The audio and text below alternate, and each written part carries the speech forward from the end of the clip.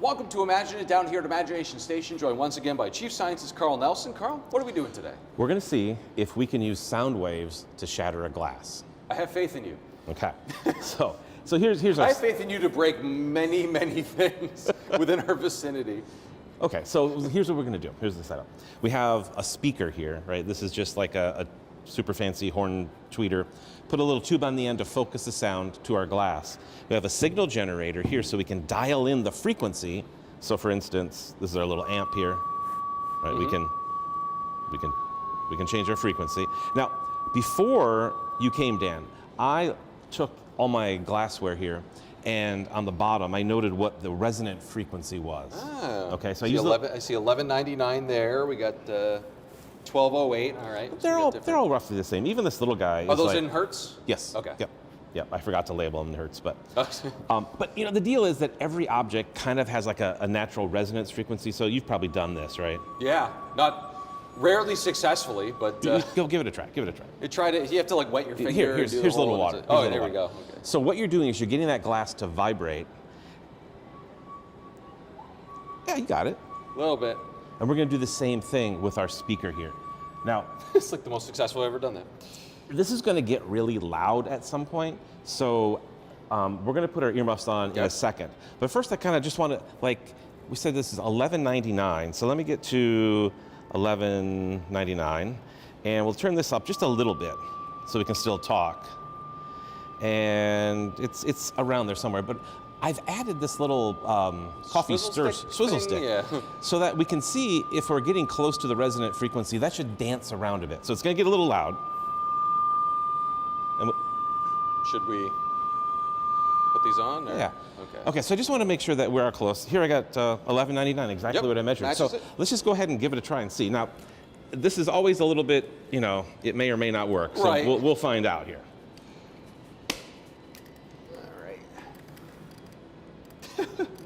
You ready? There we go. All right, here we go. I'll hold it just in case. I'm going to turn the frequency up, or the volume up, or the amplitude.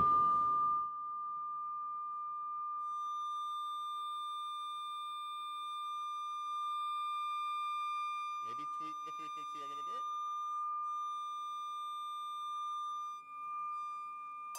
Ooh, there we go. So, getting it a little bit closer to the horn allowed it to get a little bit more energy in there, and of course, it'll break. Yeah. So let's try it with your glass as well. So that was successful. That was getting loud there. Whoa. It's going to be really loud. I gave the videographer a set of I might turn that down a little bit as in well. post. Okay, so this is 1208. So again, let's see if this will actually pop.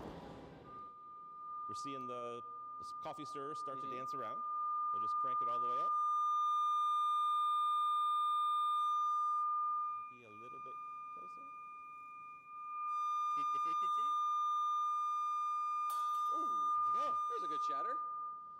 So I do have some high-speed footage over here of what's actually happening, and it's kind of cool to see what happens with the glass itself in like 3,000 frames per second. Yeah. It really, really wobbles. And it turns out that glasses that are right from the factory are pretty darn resilient.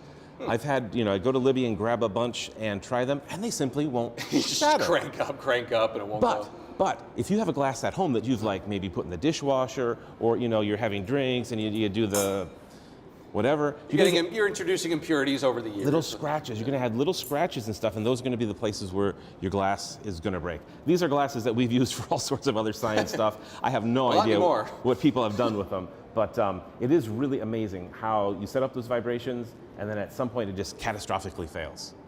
It's really cool stuff. I mean, it was fascinating because that one almost seemed like a much cleaner break than this, but I'm still like, all right, it didn't shatter, into a million pieces here. It's like, a few bits here, but in general, stress fractures maybe, just because I'm looking at that with the wobble, where it just kind of breaks along.